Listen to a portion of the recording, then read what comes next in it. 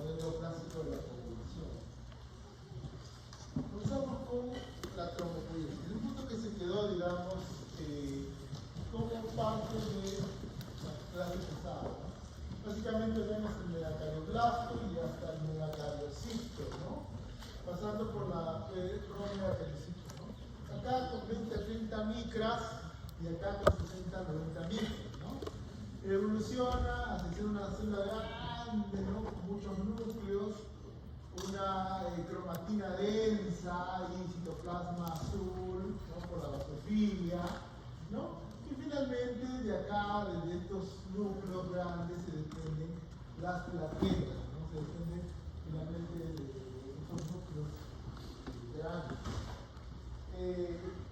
Cuando uno habla de la trombopoiesis tal y como está, uno, digamos, siempre trata de explicarlo de la manera más concisa posible, ¿no? Pero no podríamos tener una visión si es que no tocamos lo que en la clase pasada hablamos de la trombopoietina. La trombopoietina, señores, es el famoso factor estimulante de las colonias de las plaquetas. Esta trombopoietina tiene dos dominios de citoquinas extracelulares y dos dominios intracelulares, ¿no? Está producida por este señor, el hígado, en las células parenquimatosas y las células endoteliales hepáticas. ¿Se me escucha bien con micrófono o prefieren con micrófono? Con micrófono. Entonces, está producida por las células parenquimales hepáticas y sinusoidales.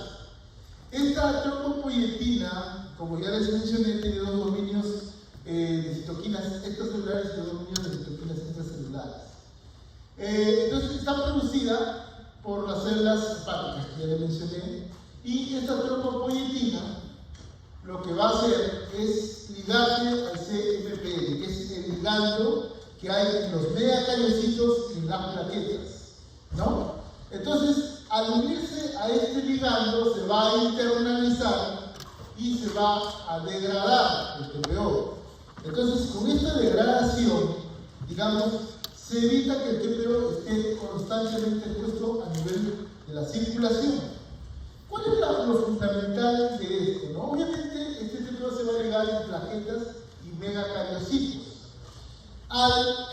¿Cómo se llama? El TPO tiene una estructura molecular similar a lo que es la eritropoietina, que es su hermana gemela, ¿no? En buena cuenta, la eritropoietina, digamos, tiene dos señalizaciones de P1 y de GATA1. Cuando P1 baja y se expresa GATA1, se diferencia en eritropoietina y comienza a hacer o que se fomente el BFV y el COFV, estamos en la clase pasada. Acá lo que va a pasar es que emite dos señales de residuos de tirosina quinasa 2 y Janus quinasa 2.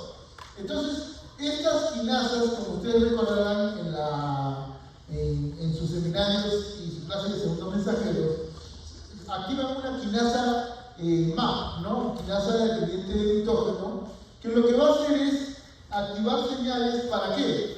Para que comience a proliferar las células que ya son en ese momento células STEM, ¿no? Las células madre, y se comienza a diferenciar en la serie megacariocítica.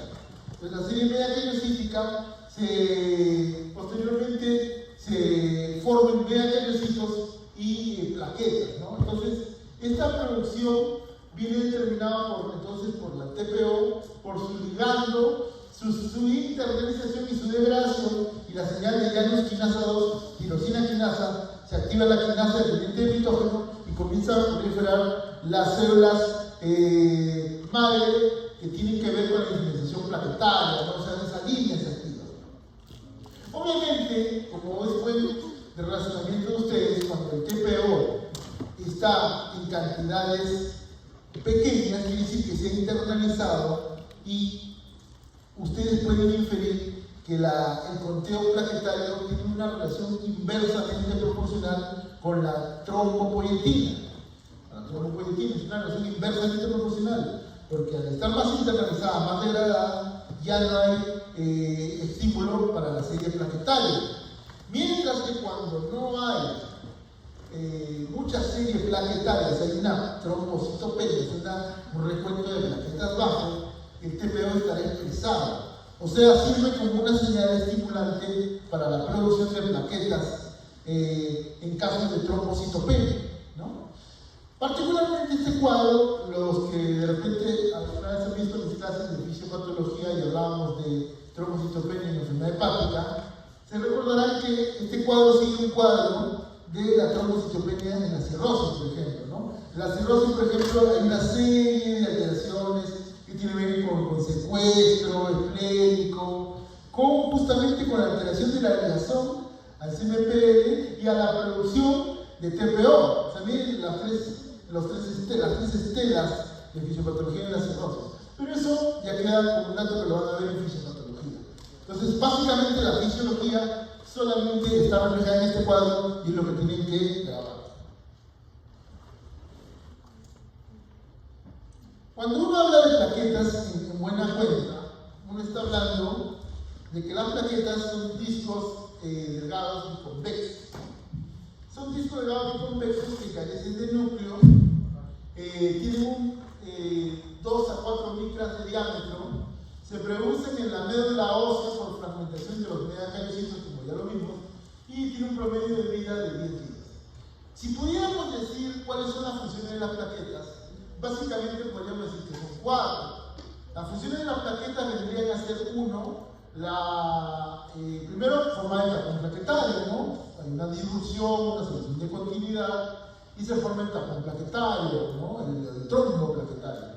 2, en su superficie, en la superficie de las plaquetas, se llevan a cabo muchas reacciones de la coagulación. Es una serie de sustrato, el sitio activo del proceso de coagulación sanguínea, ¿no?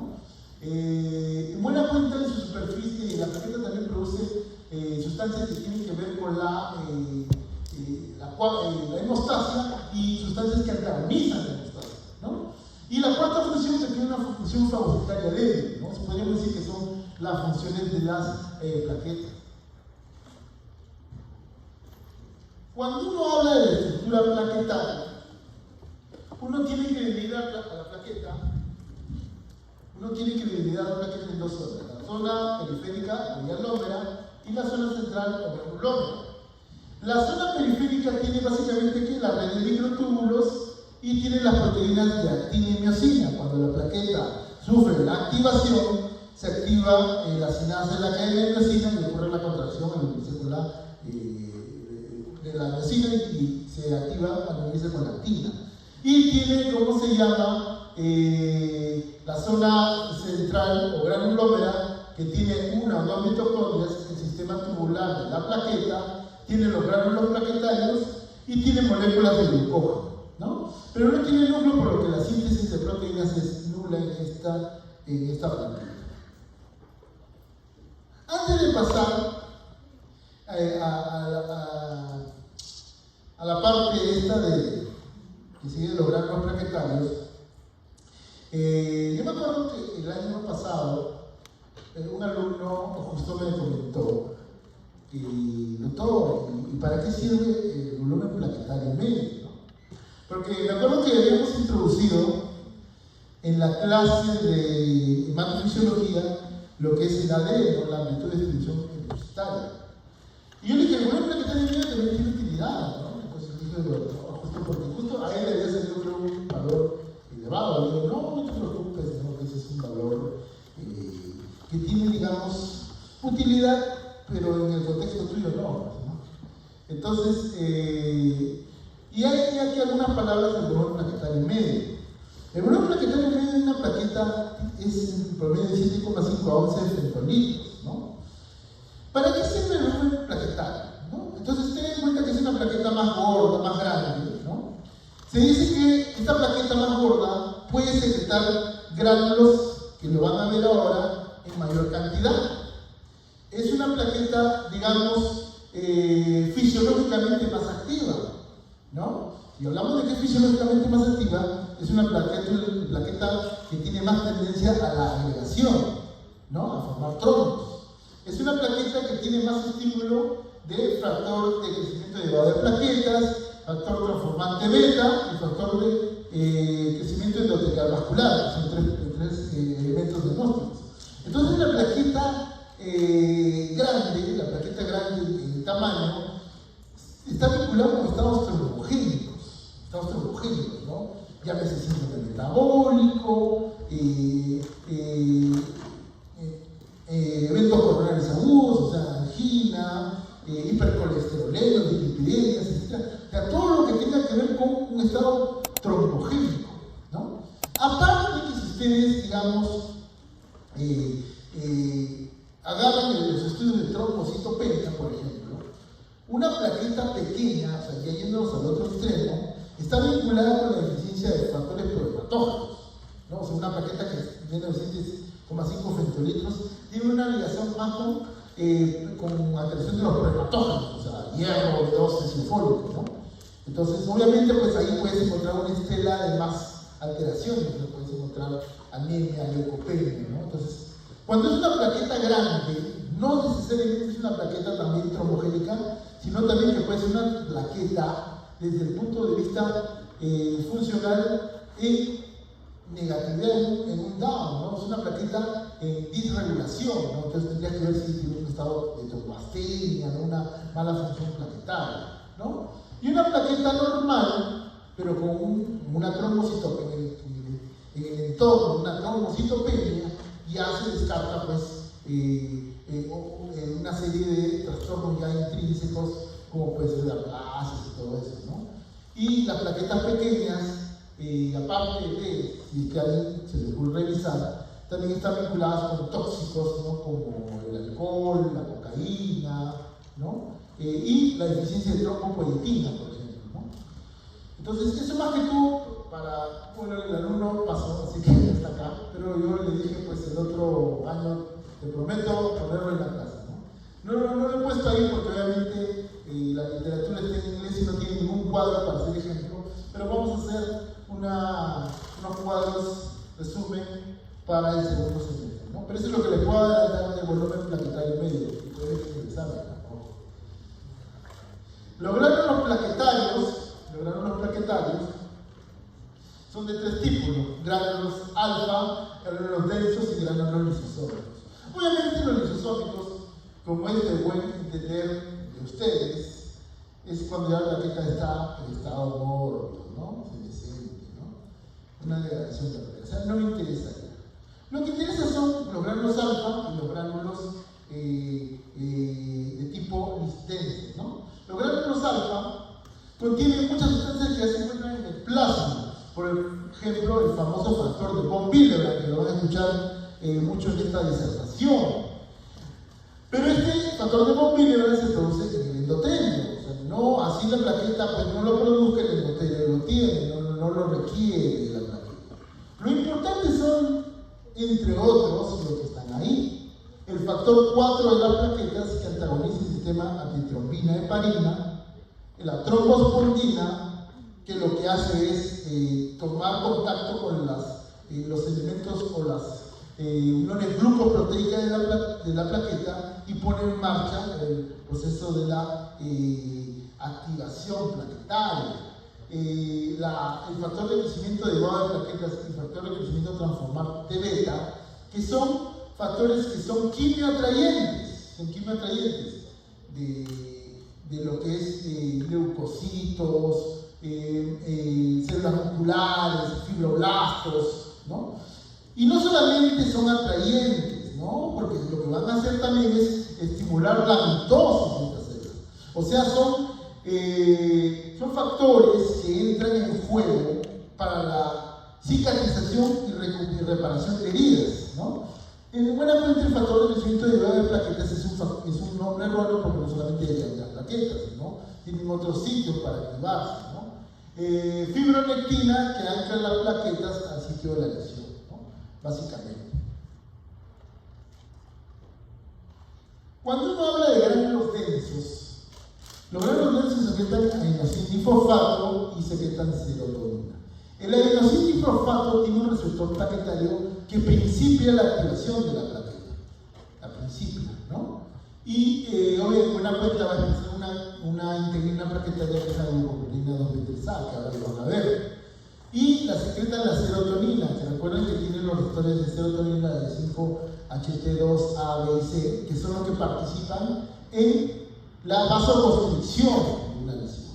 La vasoconstricción. Entonces, esa es la importancia de los granos densos de la plaqueta. Las integrinas plaquetarias son moléculas ubicadas en la superficie de las plaquetas, son glucoproteínas y son de dos tipos: la glucoproteína 1B, que se detecta en todas las plaquetas, y la glucoproteína 2B3A, que se forma después de la activación plaquetaria. Esta glucoproteína 1B, que ven acá, posteriormente, cuando hablamos del modelo celular, cambia de nombre, extiende su nombre, lo hace más extensivo. La glucoproteína 1B es la que tiene participación en la adhesión plaquetaria y la 2B3A en la activación plaquetaria, ¿no?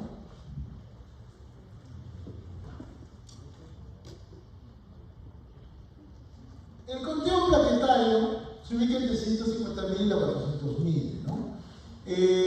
Cuando uno tiene una trombocitopenia, obviamente estamos hablando de un nivel menor a 150.000, generalmente vienen estados de púrpura, ¿no? O sea, se forman lesiones por sangrado, por lesión de los vasos, ¿no? La púrpura puede, o sea, mejor dicho, la trombocitopenia puede tener N causas, ¿no? Hace un rato hablé de la trombocitopenia del paciente con cirrosis hepática, puede haber el alcoholismo crónico, para los pacientes con púrpura trombocitopénica idiopática, N causas.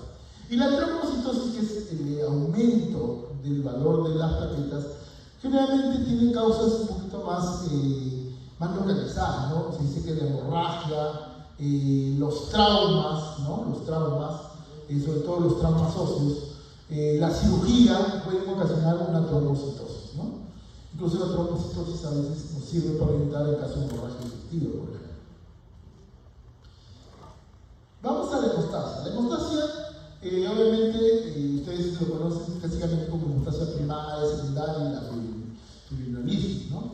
Entonces, acá hacemos referencia a hemostasia y la parte de coagulación como coagulación, que tendría que ser la hemostasia secundaria, ¿no?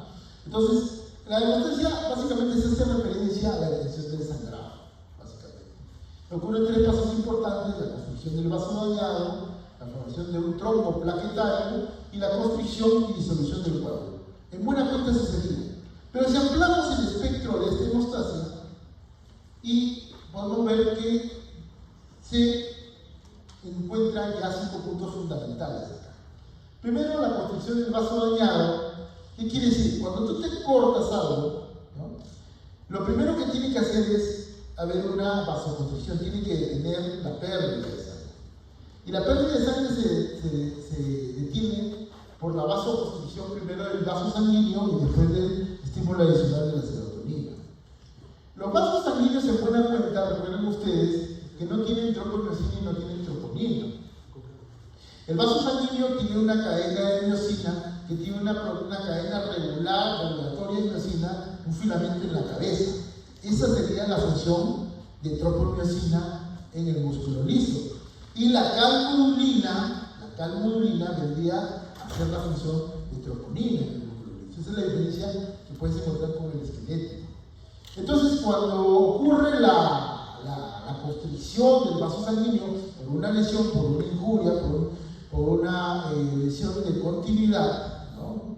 En buena cuenta, lo que va a ocurrir es que se va a activar va a haber un impulso de calcio del retículo sarcoplástico, se va a unir a la calmodulina, y recuerden ustedes que se forma la sinasa ligada o vinculada con la calmodulina, que es la calmodulina quinasa.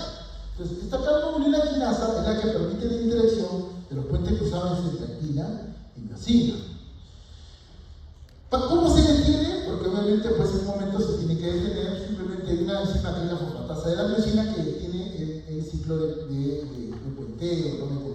de contracción, ¿no? Eso por la parte del músculo liso. O sea, para que haya una buena coagulación, señores, tiene que haber un enlentecimiento del músculo, tiene que estar recto. Y por el lado de la plaqueta contribuye con la serotonina, que por los receptores que acabo de mencionar participa en la vasoconstricción de los vasos sanguíneos. Luego viene la formación del trombo plaquetario. El trombo plaquetario simplemente ya vino la vasoconstricción y las plaquetas se pegan al sitio de la lesión. ¿Cómo se pegan? El daño endotelial por ruptura expone fibras o ligamentos de colágeno subendotelial. Entonces, el vaso, la plaqueta que está circulante en sangre, detecta estas fibras de colágeno subendotelial y se pega, ¿no? Después tiene que venir estas plaquetas pegadas, tienen que estabilizarse, ¿no? ¿Y cómo se estabilizan? La fibrina. Obviamente la fibrina viene de dónde? Viene del fibrinógeno.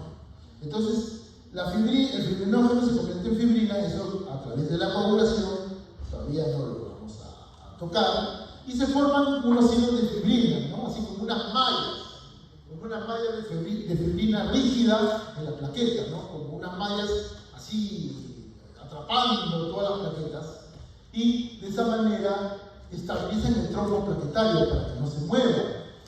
Tiene que haber, sin embargo, a medida que se acelera, que pasa el proceso reparativo, tiene que haber una retracción del coágulo. ¿Y cómo se retrae el coágulo? La plaqueta emite también calcio. Entonces, la plaqueta se contrae y va acercando esa lesión, está así, y que está arriba, se va acercando para que se vaya disolviendo el coágulo y, obviamente, mejore el proceso de cicatrización. Y finalmente viene la fibrinolisis, ¿no? Que lo que va a hacer es simplemente disolver el coágulo, porque el coágulo no puede estar inveteradamente, no puede estar perpetuamente en el vaso lesionado, porque ya se reparó. Simplemente se activa la plasmina. La plasmina viene del plasminógeno, entonces entra a ser el factor tisular del plasminógeno que remueve el coágulo y restaura la circulación normal. Uno puede decir, ¿no? Entonces, ¿por qué la plaqueta joven no es removida rápidamente, ¿no? Porque las plaquetas jóvenes tienen un inhibidor del activador del plasminógeno que evita esta disolución rápida. Las plaquetas viejas, cuando pasa el sitio de reparación, ya no lo tienen y puede ser fácilmente diluido el trombo o tapón plaquetario. Para la formación del tapón plaquetario, se inicia cuando las plaquetas entran en contacto con las fibras de colágeno subendoteliales, ¿no? Se forman 4 fases, que son la adhesión plaquetaria, la activación plaquetaria, la agregación plaquetaria y la contracción plaquetaria. La adhesión plaquetaria requiere del factor de von Willebrand, que es una proteína que se encuentra en el endotelio vascular. ¿Qué es lo que va a pasar?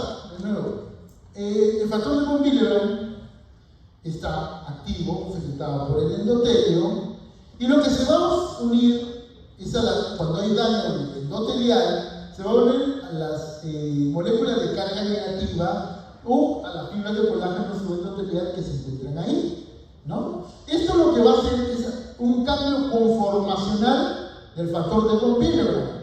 Entonces el factor de von Willebrand va a tener la capacidad de unirse a la glucoproteína 1B de la plaqueta y lo va a anclar a las plaquetas a este sitio de la lesión, los adhiere. En buena cuenta hace que la plaqueta se una al endotelio que tiene exposición de fibras de colágeno subendotelial. La activación plaquetaria se refiere al incremento del calcio que ocurre dentro de la plaqueta. El IP3, ustedes se recordarán, y mis alumnos cuando les hablaba del IP3, les decía que era un mecanismo hormonal de tipo C, ¿no? El IP3, que es un receptor tripofano, se desencadena la reversión del calcio del sistema tubular dentro de la plaqueta, ¿no? O sea, obviamente ocurre todo el proceso de calcio, termodulín y todo eso que saben, ¿no? Entonces, ¿qué es lo que va a pasar? Obviamente se activa la contracción de actina y miosina por este mecanismo, como igual que el músculo liso, que ya lo hemos repasado, se van a contraer las plaquetas, ¿no? El proceso de contracción plaquetaria. Se forman pseudópodos. ¿Por qué se forman pseudópodos? Por la reorganización de los microtúbulos de la plaqueta. Descargan sus gránulos plaquetarios y se desarrolla, se expresa la glucoproteína 2B3A.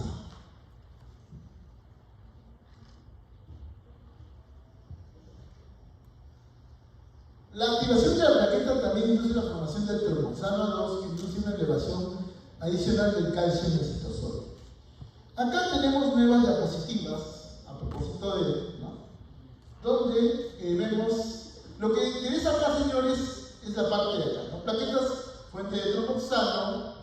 El ácido araquidónico, como ustedes recordarán, deriva de fosfolípidos de la membrana celular, ¿no? Entonces, se forma la prostaglandina G2H2, la tromboxano sintetasa, sintetiza el tromboxano A2, que va a participar en la agregación y activación plaquetaria. Acá tenemos otras vías de lo que es el tromboxano. Básicamente lo que interesa es la vía endotelial, que es activada por la angiotensina 2, entre otros vasoactivos, ¿no? Y misma ruta. Esta es la 11 de hidrotromboxano A2 urinario, pero en otras literaturas van a encontrar 11 de hidrotromboxano beta 2 urinario, B2 urinario. Es un marcador urinario de la actividad del tromboxano A2, ¿no? El tromboxano A2, ¿no? Entonces, y en buena cuenta, lo que va a ocurrir es lo siguiente. Pues obviamente, pues, ustedes que son buenos memoristas, se van a acordar de la simple de fibrol o los fosfolípidos de la membrana celular. Entonces la fosfolipasa C, como ustedes se recordarán, y ya hemos tocado el mecanismo 2C hormonal, que tiene que ver con el IP3, deriva justamente del estol bifosfato, que tiene que ver con ese señor, con la fosfolipasa C, ¿no? Y la fosfolipasa 2, que simplemente, digamos que utiliza como blanco, como target, los fosfolípidos plaquetarios y los convierte en ácidos grasos y lisofosfolípidos, ¿no? Los hidroliza, ¿no? Los hidroliza. Y eso ocasiona también mayor fuente de ácido araquidónico. En buena cuenta, el ácido araquidónico viene de la membrana celular. Entonces, tenemos dos vías, la vía de los leucotrienos y la vía de las prostaglandinas, ¿no? Entonces, la vía de los leucotrienos, por la lipoxigenasa, que forman el ácido hidroxiperoxicobistetanoico, ¿no? Que va a formar los leucotrienos por la unión de glutato S-transferasa, leucotrieno C4, que seguramente todo esto lo han visto, me imagino, en neumofisiología, ¿no? Por la vía de los leucotrienos y descargan finalmente en toda esta vía. Pero lo que interesa acá es la vía del ácido araquidónico, ¿no? La prostaglandina H2 sintetasa por medio de la COX1, COX2 y las peroxidasas forman la prostaglandina H2. Tenemos dos vías, la vía de las prostaciclinas y la vía de tromboxano A2. Entonces la vía de las prostaciclinas por la tromboxano sintetasa, ¿no? Forma esto y hablemos endotelial y también en plaquetas tromboxano A2. Pero también tenemos, es importante como los mecanismos de control hemostático, tenemos la vía de las prostaciclinas. La prostaciclina sintetasa, que forma prostaciclinas y en el endotelio se forma la 6-cetoprostaciclina. Y también la prostaglandina E sintetasa, que forma la E2 y F2, ¿no? Que son más que todo protectoras del endotelio, ¿no? Protectoras. Entonces, esto quiero, ojo al piojo, que lo tengan en cuenta, sobre todo cuando hablemos de los mecanismos de control hemostático. Cuando hablamos de agregación plaquetaria, ya estamos hablando de la glucoproteína 2B3A, que se va a unir a la trombospondina, ya lo vimos, y la glucoproteína 2B3A se une al fibrinógeno que existe en el plasma, ¿no? Ya, obviamente, pues hablábamos de los hilos de fibrin y todo eso, ¿no? La agregación plaquetaria se presenta por la formación de los puentes cruzados entre la trombospondina y el fibrinógeno.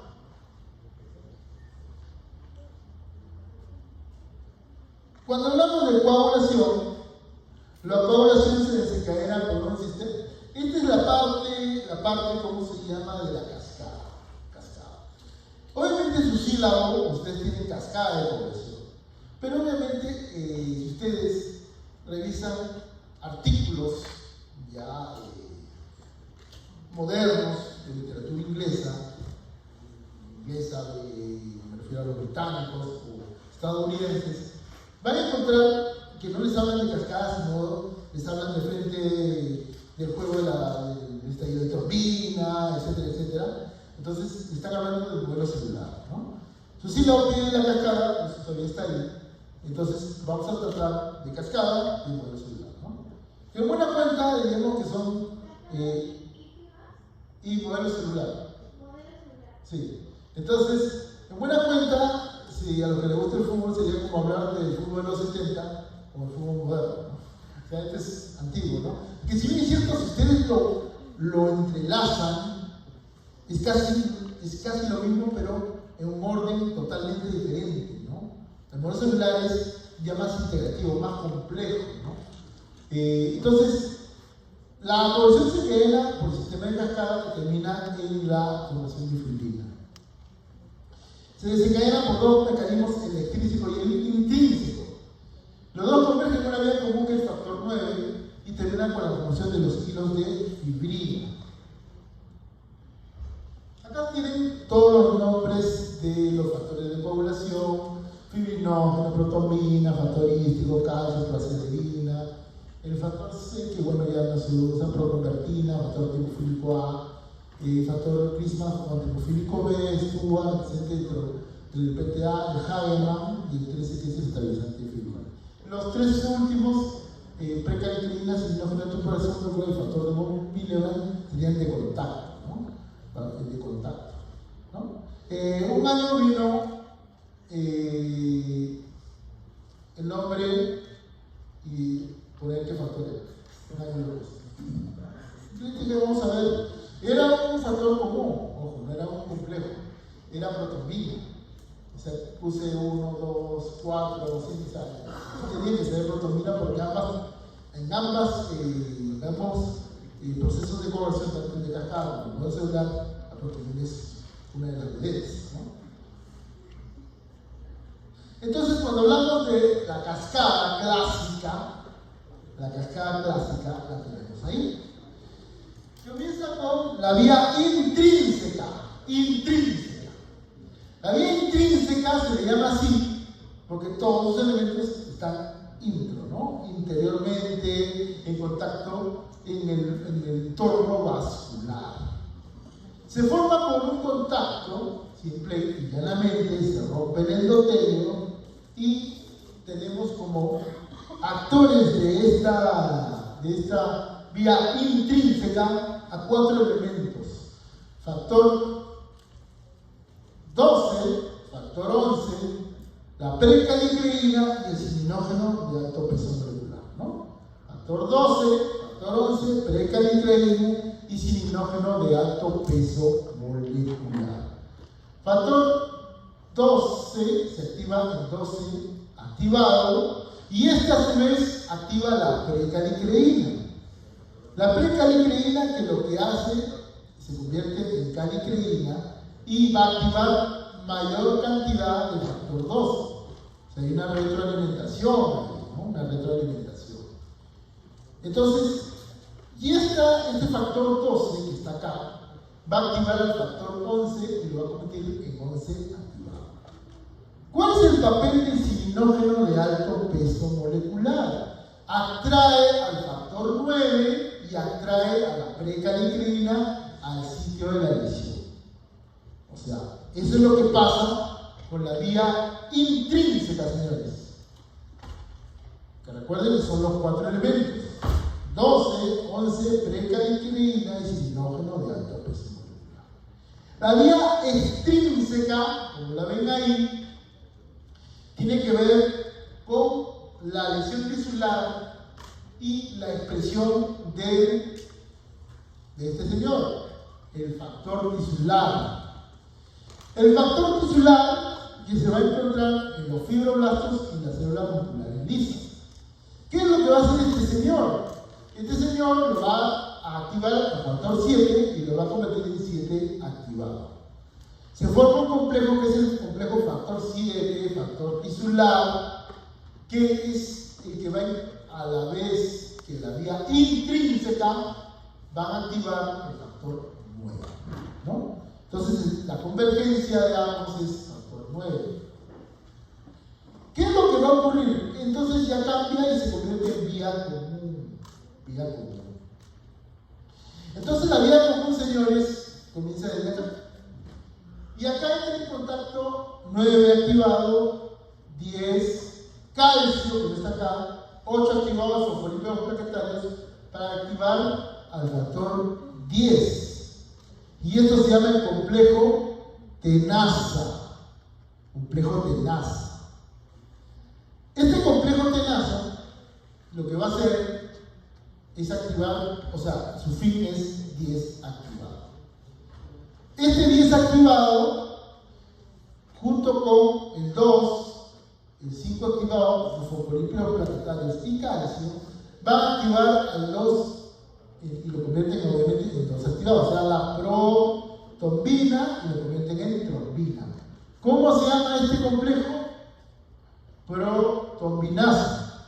Se dice que al excindirse la protrombina en trombina, se libera la trombina y el factor o elemento 1.2, la partícula 1.2. En otros lugares van a encontrar 1 más 2, que se dice que es un elemento marcador de los estados trombogénicos.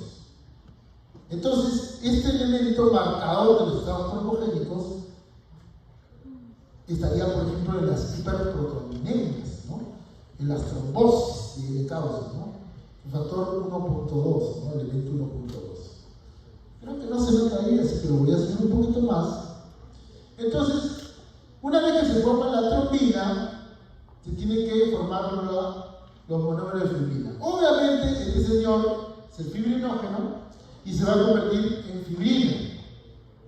El fibrinógeno tiene 3 cadenas NH2, A alfa, B beta y delta. Lo que va a ocurrir acá, que estas 3 van a estar unidos por puentes disulfuro y formando un nódulo central, que es el nódulo disulfuro.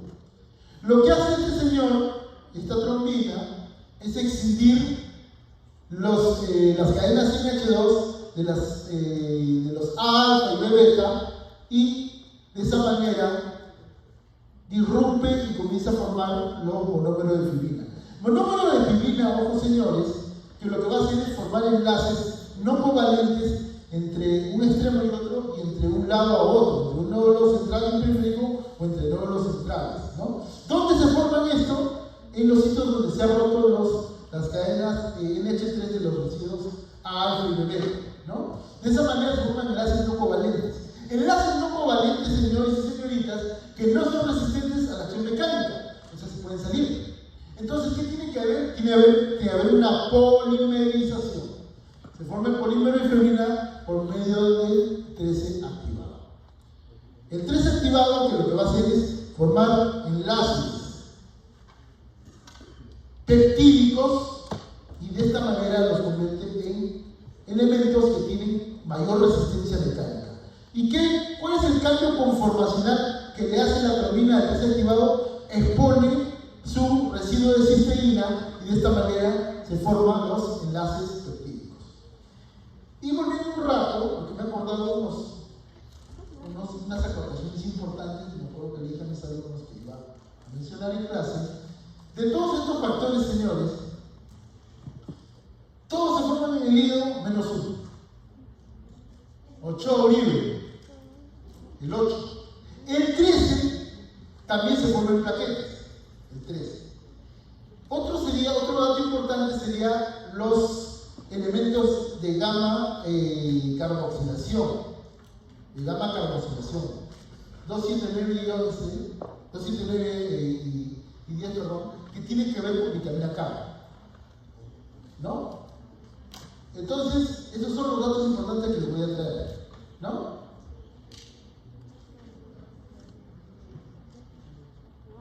Ahora, volviendo a la vía de la coagulación, la activación de los factores 2, 7, 8 y 5 no tiene lugar durante la activación regular de la cascada. El factor 7 obviamente se forma como vieron, por contacto con el factor tisular.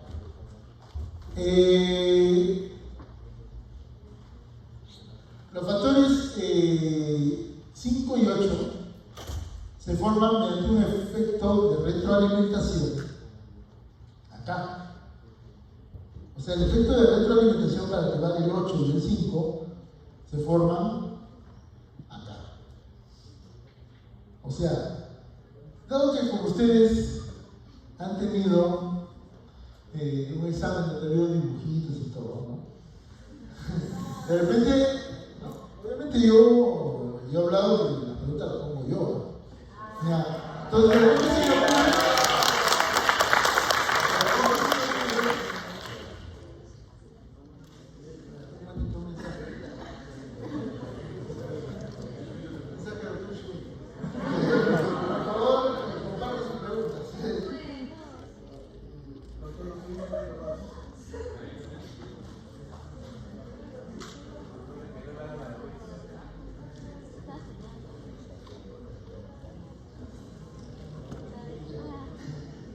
No, sí, o sea, claro, yo hice un examen de cardio y me da un poquito de sorna a ver su dibujo ahí de gasa, presión, volumen, ¿no? O del bucle, ¿no? Entonces de repente se me ocurre, pues, ¿no? Hacer un dibujito, ¿no? Le podría poner, ¿dónde viene la retroalimentación para el 5 y 8? Acá, Acajanga está, ¿no? Acá, estos son los que activan, ¿no? Pero básicamente los datos que también podrían entrar, señores, es lo que le acabo de decir acá, ¿no? Porque como le dije a mis alumnos, ¿no? Pero gamma carboxilación, vitamina K dependientes, reciente 9 y 10 y lo de hígado y todo eso, ¿no? Muy bien. Ahora vamos al modelo celular, ¿no?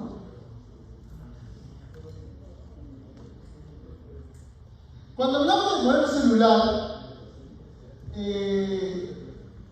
básicamente el modelo celular se divide en 3 fases: iniciación, amplificación y propagación. 3 fases, ¿no?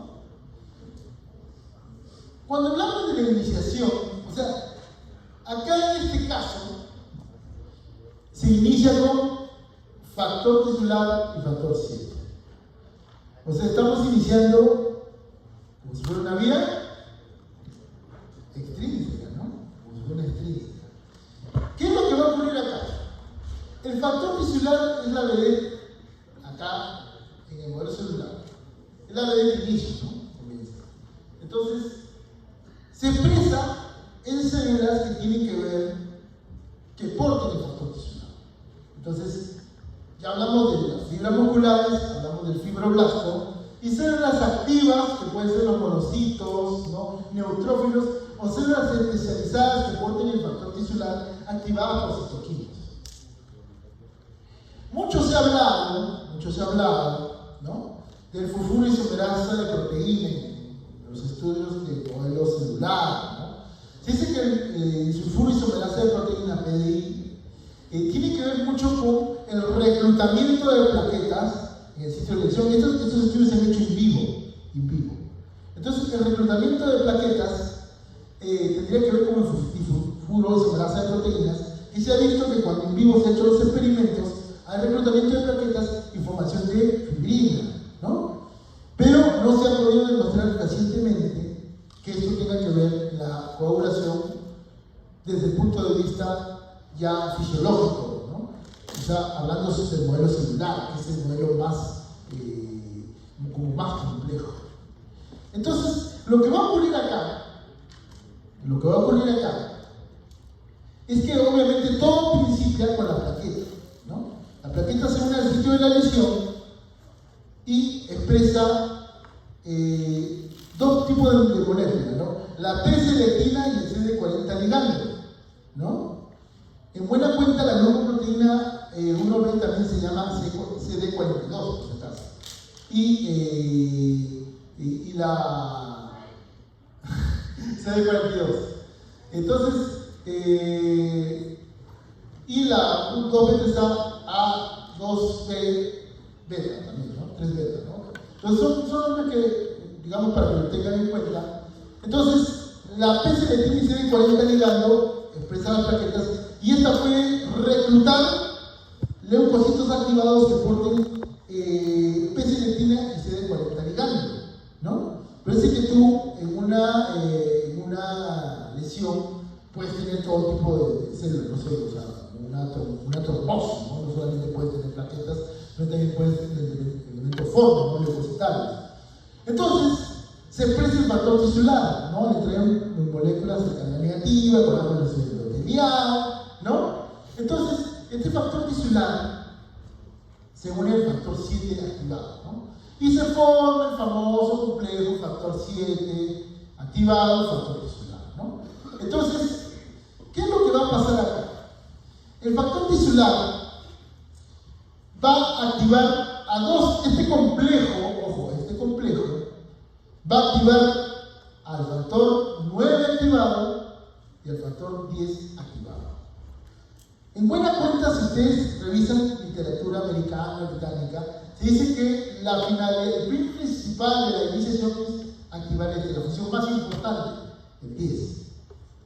Entonces, el 10 activado y el 9 activado. Indirectamente, el factor 10 puede activar al 9 al relacionarse con el factor tisular y el factor 7 activado. Lo activa. El factor 10 activado puede activar al 2, a la protrombina, pero lo hace en pequeñas cantidades. No tiene una activación importante. El factor 10 podría migrar a sitios lejanos a la lesión. Podría migrar. Pero no lo hace porque es inhibido por el inhibidor del factor tisular, por medio de un complejo cuaternario. ¿Cuál es el complejo cuaternario que se forma? El complejo cuaternario para inhibir el factor 10 a distancia es el 10, factor tisular, factor 7 y el inhibidor del factor tisular. De esta manera no puede ir más allá del sitio de la lesión para realizar una función diferente. Ojo que esto se va a activar, pero ya en otra vía. Estamos hablando del que se forma acá. Obviamente acá lo van a ver activo, estamos hablando del que se forma acá en la fase de iniciación.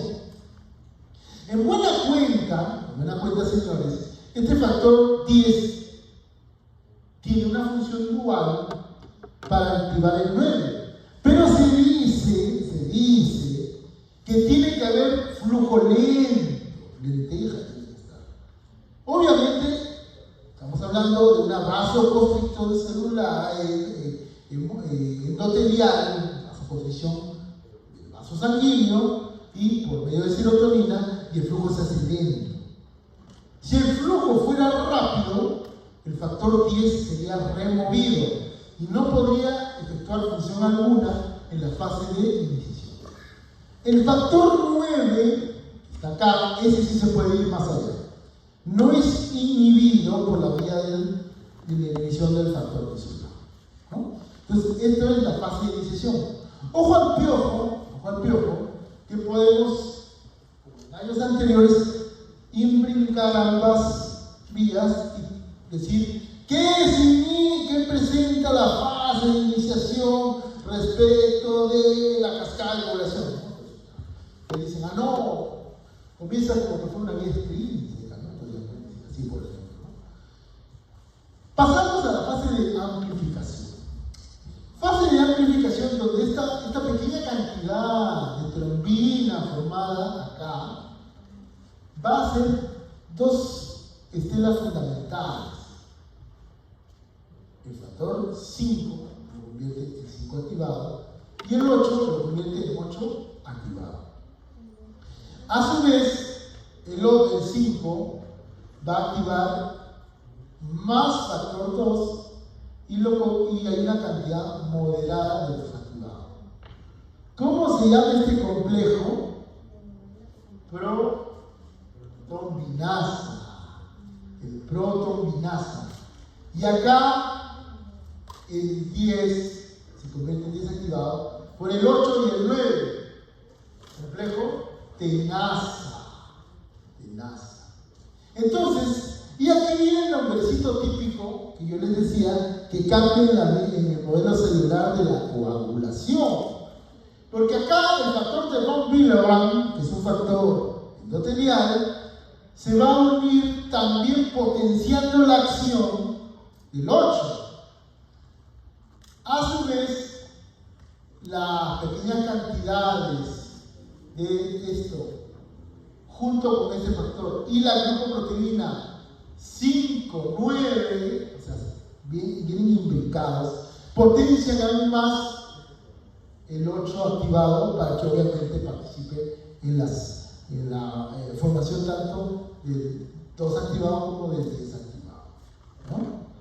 Obviamente, ustedes hasta ahí pueden inferir que todo esto se realiza en la plaqueta, ¿no? Cuando esto se propaga más allá, el 11, con esta cantidad, se va a convertir en 11 activado. Ya la plaqueta está activa la plaqueta, y se convierte en 9 activado. Y este 9 activado, al igual que acá, activa el 10 activado. Complejo tenasa, y el 5 convierte en 2 activado y viene el estallido de prolina. O sea, hay una fuerte estimulación de los complejos tenasa y protonvinasa intrínsecos. Y todo termina en el estallido de trombina. Pero acá viene el chiste. El chiste viene que este señor no participa solo. Este señor tiene que recibir ayuda. ¿Quién lo ayuda? El calcio. Y lo ayudan las proteínas de fase de contacto. ¿Quiénes? El 12, acá, la precalcitrina y el cininógeno de alto peso molecular. O sea, lo de la vía intrínseca recién aparece acá. Acá recién aparece. Entonces, ojo al piojo, estamos viendo cómo viene uno y otro y cómo van apareciendo, comparando modelo de cascada con el modelo celular, ¿no? Entonces, eso es el modelo celular de la coagulación. Pero todo no puede ser coagulación en la vida. ¿Qué pasa acá? Bueno, acá debería decir, un ratito, vamos a ver qué ha pasado. Siempre ocurre esto.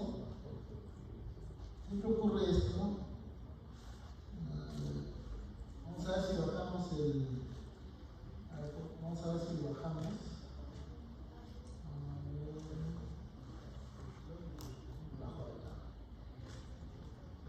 Mejor lo abrimos acá.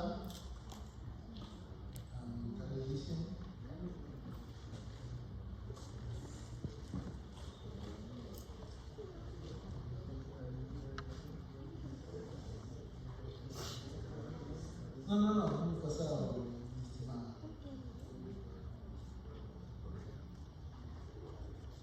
Cuando hablamos de equilibrio hemostático, hablamos de los mecanismos antihemostáticos, la inhibición de la agregación plaquetaria, la inhibición de la coagulación y la fibrinolisis. Y yo sé, dime, ahorita lo vamos a tocar, ahí está. ¿Ya? Entonces la fibrinolisis, ¿no? Y bueno, y ustedes que son amantes de lo legal, entonces le dirán, ¿por qué le habla tan mal, no? Fibrinolisis, ¿no? ¿Por qué no dice fibrinolisis, no? Como ya les dije a mis alumnos, ¿no? lo correcto es ¿no? Fibrinolysis, al igual que hemolisis, glucogenolisis. ¿No? Que la academia de estupideces es otra cosa, ¿no?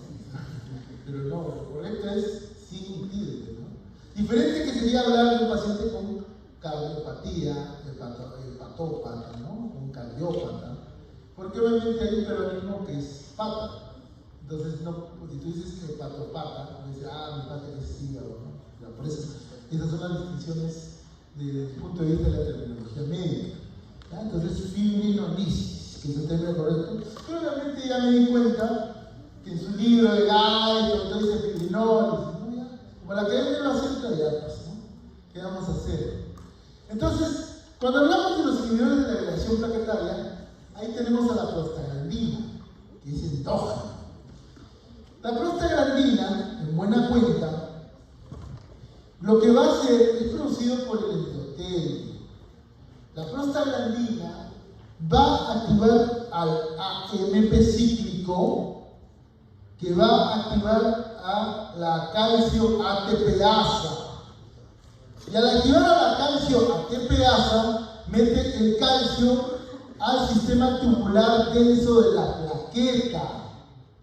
O sea, disminuye el calcio a nivel citosólico. Y al disminuir el calcio a nivel citosólico, ¿qué inhibes? La activación plaquetaria, ¿correcto? Entonces, ese es el papel de la prostaciclina. ¿Qué hace la prostaglandina? Más bien inhibe el AMP cíclico y hace el efecto contrario. Cuando hablamos del ácido acetilsalicílico, la famosa aspirina de Bayer, ¿no? Que fue el primer laboratorio que lo produjo, el ácido acetilsalicílico inhibe de manera irreversible a la plaqueta, o sea, para toda la vida, por vía bloqueando la ciclooxigenasa. O sea, bloquea la producción del tromboxano A2, que como vimos tiene que ver con activación y agregación plaquetaria. Pero también tiene un papel sobre la prostaciclina, porque recuerden que el origen, el tronco de ambos, viene de ahí. Pero dice que su potencia es menor. Tendría que tener grandes cantidades para inhibir la prostaciclina, ¿no? La prostaciclina. Entonces, ¿qué otro punto hay acá? ¿No? Los aceites de pescado, dicen, ¿no? Los aceites de pescado que pueden interferir con los fosfolípidos plaquetarios. En buena cuenta, los fosfolípidos de membrana celular son los que tienen que ver con la vía del ácido araquidónico y que produce ambos troncos, ¿no? Entonces dice que el aceite de pescado también puede hacer esto, ¿no? Bueno, eso es un dato que también es suelto, ¿no? Clopidogrel y ciclopidina, ¿no? Yo me acuerdo cuando estaba en la residencia de medicina interna y salió el famoso estudio PLAVES, ¿no? PLAVES, clopidogrel de 35 miligramos, ¿no? 4 pastillas estaban para el sistema elevado, ¿no? El INCOR, ¿no? Nos hablaban así hasta ¿qué tal las revistas que había, ¿no? El estudio Cure, el famoso estudio Cure. Entonces el clopidogrel de esa época, ¿no? Que está demostrado, junto con ticlopidina, que no tiene tanta potencia como el clopidogrel, inhibe el ADP. O sea, la plaqueta, señores y señoritas que están durmiendo, inhibe la calle de los nombres, no está ya en Tagroya, acá ya está en sueño reina, soñando con Morfeo. Morfeo está que ahí, loco ahí Morfeo. Bueno, entonces, ¿qué hacen estos señores? Inhiben los receptores plaquetarios de ADP. Entonces, al inhibir eso, ¿qué haces? Inhiben la activación plaquetaria, ¿no? Y obviamente también inhibes la producción de la famosa glucoproteína 2B3A. Los inhibidores de la glucoproteína 2B3A, el famoso tirofibán. Me acuerdo también, todo esto de experiencia, ¿no? Cuando lo tengo en INCOR, cuando ya reciente de medicina interna, decía, tirofibán, ¿no? Para la 6-CTP, ¿no? El intervenimiento coronario percutáneo, ¿no? Un infarto de miocardio, ¿no? Que tenía que ser sometido a intervención coronaria percutánea, ¿no? Ya el tirofibán mejora la supervivencia en el estudio Renault, el estudio Mercury, etc. Para hablar, secretario Chamuyo, ¿no? Entonces, ahí entra la inhibición de la glucoproteína 2-beta-SA. Los famosos inhibidores de la glucoproteína 2-beta-SA, que son obviamente inhiben a la integrina que se expresa en la plaqueta activada, ¿no?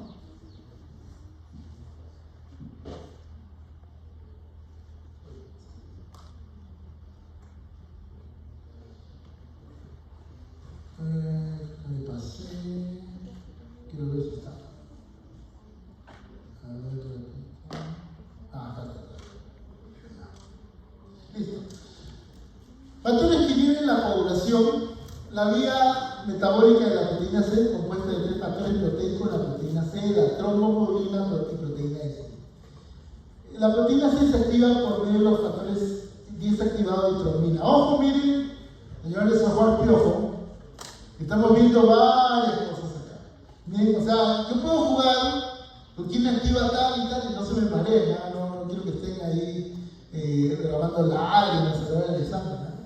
Entonces, la proteína C también depende del calcio y los fosfolitos plaquetarios. Ojo, Juan Piojo, también depende de eso. Yo, como le dije a mi delegado, ahorita Gerardo, uno de ellos, ¿no? Yo ahora en la noche hago todas las preguntas de esta clase. Porque si no me olvido. O sea, hago todas las preguntas. Ya, después de hacer las cosas. ¿Ya? Entonces, ¿ya? La proteína C activa los factores 8 y 5. Pero ¿cuál es el papel, no? Señores, obviamente, en la cascada y en el modelo celular, la finalidad es la trombina. Pero ojo al piojo, que cascada termina con fibrina. Mientras que celular termina con el estallido de la trombina. Entonces, en buena cuenta, ambos tienen casi un colofón. Trombina se pone en contacto con una sustancia, una proteína, un compuesto formado en el endotelio, la trombomodulina. Entonces, esta trombomodulina hace un bucle de retroalimentación para activar proteína C. O sea, trombina le dice, oye, trombomodulina, pásale la voz, y le pasa la voz a la proteína C. Y así puede hacer su efecto. Mientras que la proteína S, lo que va a hacer, o sea, el fin de esta vaina es inhibir 8 y 5. Pero esta fracción activa del 5 está oculta. La proteína S lo expone para que actúe la proteína C. O sea, miren, en un ratito les he dicho qué es lo que pasa, cómo actúa este sistema. ¿No? Muy bien. El sistema antitrombina-heparina, la antitrombina 3, bueno, nombre antiguo, ¿no? Solamente se llama antitrombina, ¿no? Se encuentra en el plasma y el endotelio activa varios factores, entre ellos la trombina. 7, 9, 10 y 11. Más, algunos dicen que sí, otros dicen que no, factor tisular, factor 7 activado. Y ojo al piojo, que si yo se me ocurre poner qué factores inhiben, y yo pongo la protrombina, me puede decir, doctor, ese lo ha dicho. ¿Y cómo se llama el sistema, pues, Guayucachi? ¿No se llama antitrombina? Ya, pues, y así cayeron. Ay, doctor, no me da cuenta. Claro, pues se llama antitrombina, pues, enfermo. Entonces, tengan en cuenta eso. O sea, que yo los puedo agarrar por ahí también, ¿no? Pero no, obviamente que no me gusta agarrar. Pero entonces, acuérdense bien, 7, 9, 10 y 11, factor tisular, y 7 controversial, algunos dicen que sí, otros que no, y obviamente la trombina, pues, ¿no?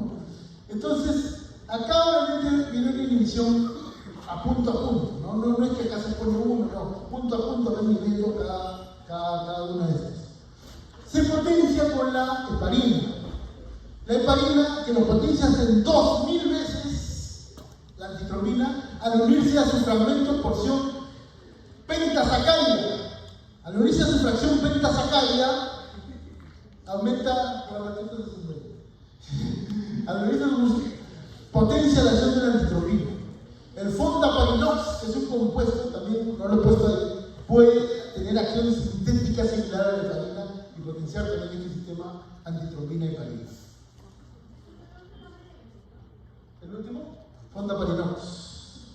Los anticoagulantes exógenos, los quelantes de calcio, obviamente el calcio, obviamente si ustedes revisan la literatura, el calcio pues es un factor de coagulación, pero la hipocalcemia tendría que estar a niveles casi de muerte para inhibir la coagulación. O sea, no puede, la hipocalcemia en la vida jamás de los jamases va a inhibir la coagulación. Pero sí los quelantes de calcio dicen que pueden tener algún efecto, ¿no? Los derivados de la cumarina, la warfarina, inhiben los factores de coagulación dependientes de vitamina K, lo mencionamos, 2, 7, 9, 10, ¿no?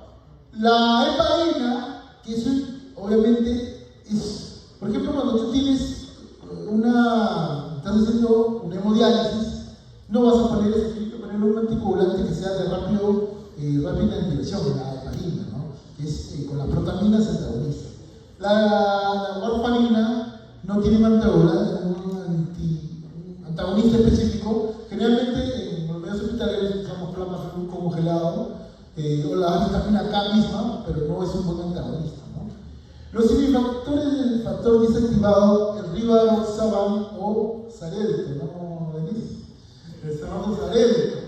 Ese es un antagonista del desactivado, ¿no? Y los inhibidores, el dabigatran, ¿no? Inhibidor de la trombina, ¿no? Son los factores que pueden inhibir la coagulación. Cuando lo que produce fibrinolisis, ¿no? O sea, obviamente, pues, tenemos a la plasmina, ¿no? Ya hablamos, pues, del coágulo que se tapa, y la plasmina, por vía del activador del plasminógeno, lo remueve, ¿no? La conversión del plasminógeno en plasmina, y la estafilosinasa y la streptosinasa, que se utilizan para remover los coágulos por activación por la plasmina, ¿no? Que tiene una función de plasmina acá, ¿no? O sea, generalmente se usan para infarto de miocardio, la streptokinasa. También tienen alguna actividad de la anteplasia, por ejemplo, para lo que es DCB isquémico, ¿no? Pero a veces se va la mano alveolar y se va hemorrágico, ¿no? El punto que hay que tener en cuenta, ¿no? El anteplasia es un error, ¿no? Del nombre comercial, ¿no? El factor activador del plasminógeno, el TPA que está ahí. La adrenalina tiene también esa función. Cuando hay una muerte violenta, una deposición aumentada de adrenalina, que obviamente evita que se coagule aquel hombre que fallece, ¿no? Porque tiene un valor forense importante, ¿no? El TPA, mediante DNA recombinante, la plasmina y la trombina también puede activar la plasmina. Ojo al piojo, con cuántas combinaciones podemos hacer para el examen. Y la plasmina también puede ser activada por calciferina y factor 12 activado, ¿no? Todos que participan en una parte de la vía intrínseca o hablamos de la última parte de la celular. O sea, dense cuenta estas combinaciones que también pueden activar plasmina. Y para inhibir la fibrinolisis tenemos pues el inhibidor del activador del plasminógeno, que está además ya lo hemos mencionado hasta el cansancio, la antiplasmina alfa 2.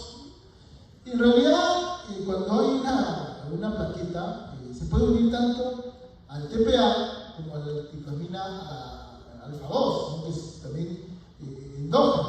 O sea, a la vez se une a ambos, ¿no? Al que fomenta la fibrinolisis y al que fomenta su destrucción.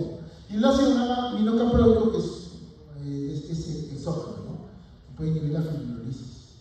Y ya para acabar, esto ya lo conocen, ustedes lo han visto en práctica, prueba para los trastornos vasculares y plaquetarios, la prueba de torniquete, que es positiva en la mayor parte de los casos.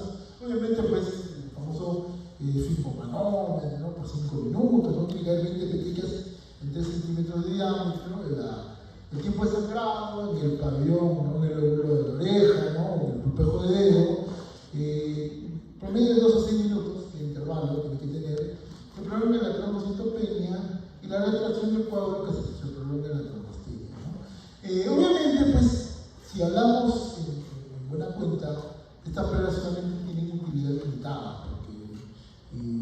tú con un examen de sangre ves que hay una trombocitopenia, y ni siquiera el valor que hemos hablado del volumen plaquetario medio te debe diferenciar, ¿no?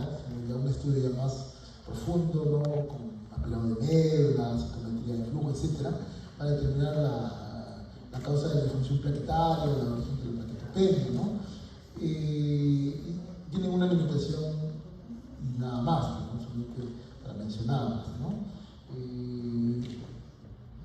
Para evaluar el trastorno de coagulación, el tiempo de la coagulación de la sangre pone a prueba la vía intrínseca y común, 5 a 11 minutos.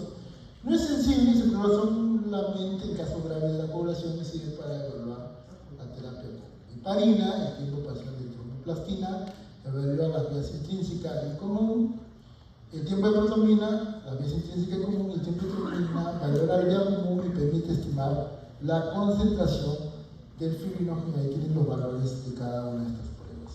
Muchas gracias, señores, nos vemos en un rato.